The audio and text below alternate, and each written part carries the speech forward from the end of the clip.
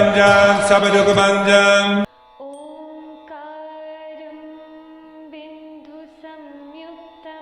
कोई भी शास्त्रों का जब वर्णन होता है, क्योंकि शास्त्र बहुत डेप्थ में फिलोसॉफी यानी कि दर्शन के बारे में बात करता है, तो इसीलिए वो बहुत बड़ा हो जाता है। दर्शन आप छोटे में समझ नहीं सकते, आपको बहुत सारे एग्जाम्पल के थ्रू जानना पड़ता है। तो कोई भी शास्त्र का इसीलिए महत्व बताया जाता है, उसको इंटरेस्टिंग बनाने के लिए। कोई भी चीज पढ़ेंगे तो क्यों पढ़ेंगे, क्या मिलेगा उसको पढ़ के आपको। इसी तरह विज्ञान भैरव तंत्र में भी शुरू में महत्व बताया गया है कुछ श्लोकों में, फिर विज्ञान भैरव तंत्र के एक एक श्लोक में महादेव एक एक तरीका बता रहे कैसे आप स्वयं को जान सकते हैं।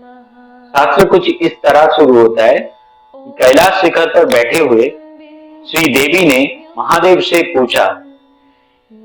श्री देवी कहते हैं, हे देव, मैंने रुद्रयामल में वर्णित सभी बातें सुनी जो कि रुद्र और शक्ति के मिलन से प्रकाशित हुआ है। मैंने टीका को भी समझा है जो कि शक्ति के 3 रूपों में इस सारा जगत में व्याप्त है, वे जो सभी ज्ञान से सर्वोत्कृष्ट है। हे परमेश्वर, यद्यपि मैंने आपसे सब कुछ सुना है, तथापि आज भी मेरा संशय दूर नहीं हो पाया है। हे महादेव, आपका स्वरूप क्या है? क्या आप मंत्रों में निहित शब्दों के द्वारा जाने जा सकते हैं?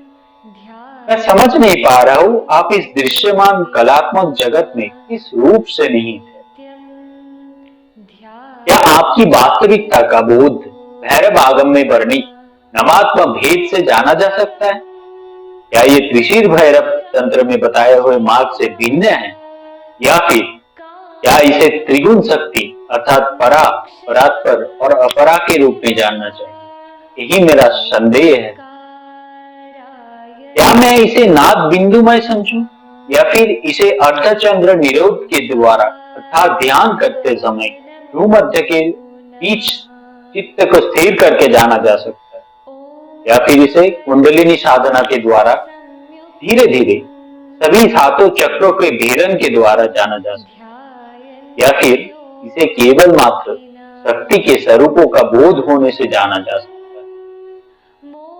क्या आप पराविद्या यानी कि पारलौकिक ज्ञान से जाने जा सकते हैं, या फिर आप पारलौकिक विद्या से परे अपरा विद्या से जाने जा सकते हैं?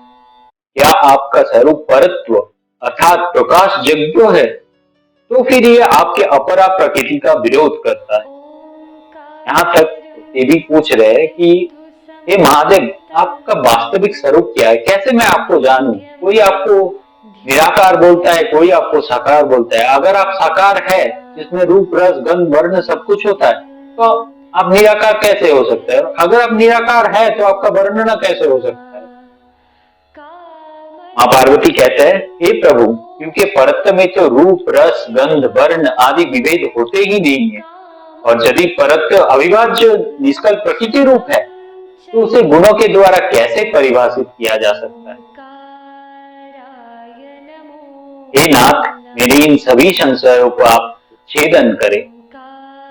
तब महादेव कहते हैं, हे महादेव, भैरव रूपी महादेव, ये प्रश्न सुनने के बाद देवी के कंधे पर थपथपाते हुए कहते हैं, साधु साधु देवी, आपने बहुत ही उत्तम प्रश्न किया है।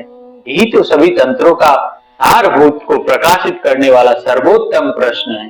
हे प्रिय, हे देवी, यद्यपि ये तंत्र के सबसे गोपनीय रहस्य है, तथापि हे भद्रे, मैं तुम्हें संक्षेप में बताता हूँ कैसे भैरव विभिन्न रूपों में इस समस्त सृष्टि में परिव्याप्त होकर विद्यमान है।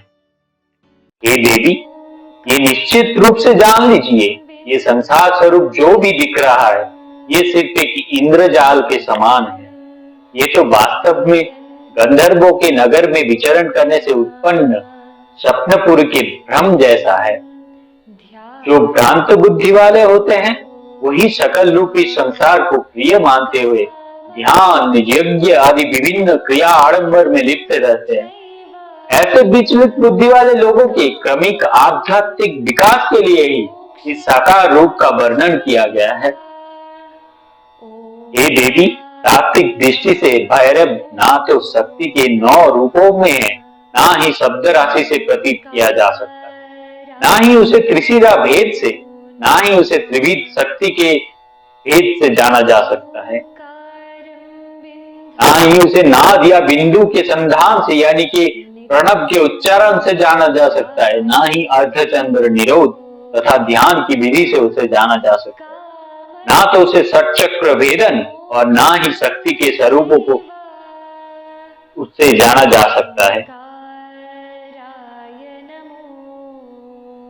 ये सब बातें अप्रबुद्ध लोगों को डराने के लिए कही गई है, ताकि वे आध्यात्म के मार्ग पर चलने में प्रेरित हो सके। जैसे माता मोदक के लोभ दिखाकर अपने बच्चे को किसी काम में प्रबुद्ध करते हैं, ये भी ऐसा ही है। भैरव का स्वरूप दिक काल आदि के भेद से रहित, उसे देश स्थान तथा दिशा के द्वारा परिभाषित करना भी संभव नहीं। उसकी व्यापकता को सिर्फ अनुभव किया जा सकता है। जो अंतःकरण में इसका अनुभव कर लेता है वो विकल्प रहित आनंद का आस्वादन करता हुआ सभी बंधनों को मुक्त हो जाता है।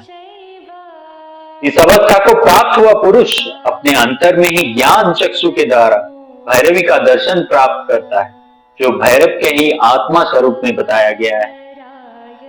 इस प्रकार से जो निष्कल परातत्व को जान लेता है, वो जान लेता है कि इस चराचर दृश्यमान संपूर्ण जगत में वही एक निर्मल विमल तत्व विद्यमान है। ऐसा बोध हो जाने पर उस ज्ञाता के लिए और कोई पूज्य शेष नहीं रह जाता, ना ही कर्मादि आडंबर के द्वारा उसे किसी को तृप्त करने योग्य कोई इच्छा रह जाती है।